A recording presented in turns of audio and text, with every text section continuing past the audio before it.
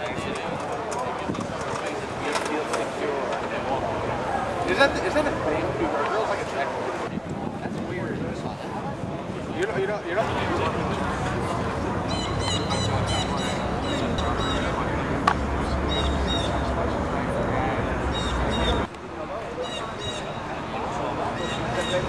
Printing the money or borrowing the money. Well, what do you do with those people? You fire them?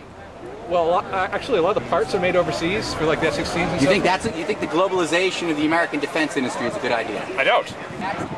Okay, so although the union issue is big today, people are putting other things on the agenda. Have to pull out the rug from everybody. What are the rich people really concerned about? We're at the State House in Concord, New Hampshire. Federal Reserve. What does it matter?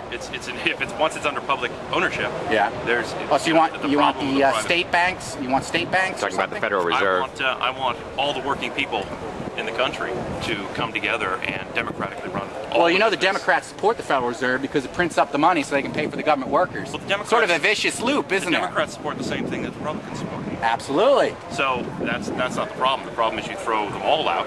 You socialize all. Socialize? Wait a minute. Absolutely. Really? Absolutely. Okay, so where are you getting the money from again if you're going to socialize? Money is really unless you're a Ron Paul guy. And yeah, I'm a Ron Paul guy. You're strangely fixated on fiat money. And, strangely fixated. Do you know what's going on right now? You know what just happened overnight? Do you follow the financial news? Do you know what's happening right now is good because what it's going to do is it's going to cause the working class to come together and to across national lines? Absolutely, because I think you're full of beans. Let me tell you what happened during World War I. When the socialists were getting their little act together before World War I. Yeah. And when the rich people got the World War I working cooked class up, guess passed what? a law to take them all and put them into prison. Every member of the working class supported their national government and their nation state. No. Socialists voted. You will see. Yeah, yes, come on, man. You don't know your history. In Germany, didn't the socialists vote for rearmament and for... We would have had, after I'm talking about before. A couple more years, we would have had a socialist president had they not taken the people who were supporting the unions and those people who were supporting the unions working together. What do you think about immigration? Communist Party. What is immigration? The whole idea of national borders is an idea that goes back to the 19th century. Oh, really? Yeah. Treaty of Westphalia, 1648, the whole nation-state system. You're just going to say, oh, well, we just, these people were just sort of crazy. It was just a claptrap idea to have nation-states. I'm not an anarchist. Can you have democracy? Can you have democracy? You're raising your hand? Is there democracy? This is what democracy is supposed to look like. European Union is All right, I'm standing here with... Who am I standing here with? My name's Steve Diamond. I'm with New Hampshire Peace Action, the Drum Project. Okay, cool. And now, when I came out here earlier, I looked at this thing and I thought that the Air Force was here. I thought that they were doing a display and trying to get kids to join or something like that. And then I got a little closer before I even realized it was paper mache or if that's even what it is. Well, I've been at career fairs and things, and the military does all sorts of incredible stuff. It's half of what happens at career fairs. Yeah. And often it's video game stuff, which is basically piloting a drone. Isn't it fun? Yeah, supposedly. So, what kind of reaction have you been getting out here? Well, let's see. There's been a lot of, quite a diversity of views at the various campaign events in general for the GOP candidates.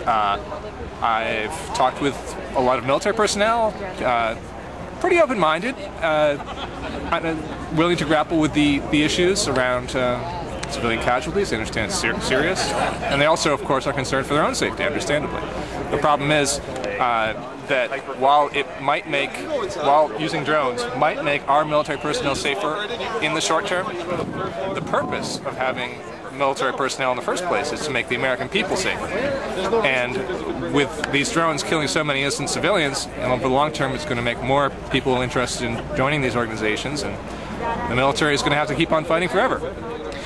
Do you have I guess anytime I have a conversation, there's always going to be at least two sides that kind of come out in the conversation, because it's going to be about some kind of conflict. And it seems like you have the military-industrial complex, and you have peace activists in America. What is a solution that the two of them can come to in their conflict that benefits both sides? Can you think of one? Peace activists and what's the other one? Peace activists in the military-industrial complex. How do they come to an accommodation? How do they win-win instead of fighting forever?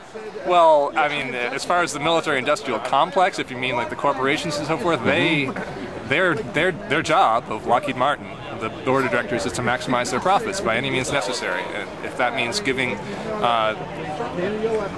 lobbying the Obama administration to give away weapons like F-16s recently to Indonesia, or weapons to dictators like in Bahrain and Saudi Arabia and all sorts of other countries, that's good for the bottom line.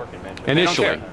Well, I mean, it's good for the bottom line indefinitely, because the more militarized the world is, the more other countries want more weapons.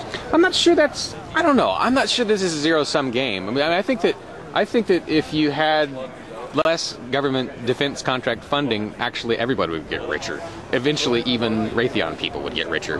Because if you know anybody that works for Ratheon, yeah, there's some good things about working there, or companies like that. But they all have financial concerns too that are triggered by all this spending. So I just know. I think that the people, I think even some of the people closer to the top in some of these companies would benefit from a little bit less government spending. Well, it depends what you spend the money on. I mean, there's lots of money in government, and it does something. It can do good things or it can do bad things. Right now we have, highways and bridges collapsing that kill people in this country. We could spend lots of money on that and actually have more infrastructure to improve the economy and make Americans' lives substantively better for decades to come. The government has a function. It does something. Its functions cost money. That money has to come from somewhere. And it can either be used to blow up people on the other side of the world. It can be used to airlift fuel to Afghanistan that costs... actually population. They weren't good.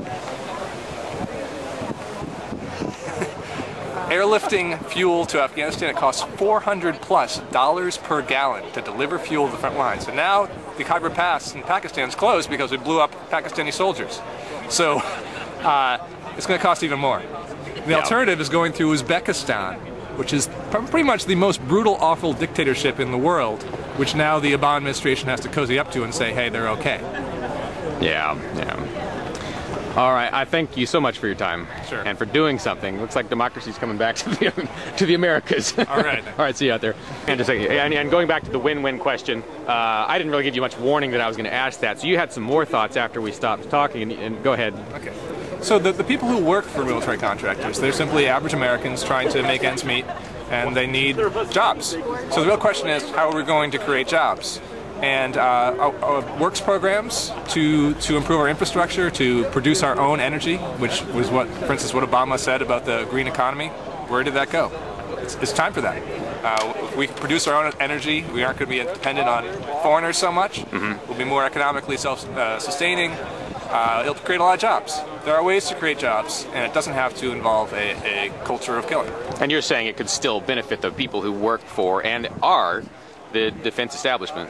Well, there's a lot of transition going on right now. People might have to be retrained, might have to switch jobs. But it seemed to work okay in Portsmouth. Yeah, things are changing. Things will always change, and times are hard. We have to adapt. Yeah.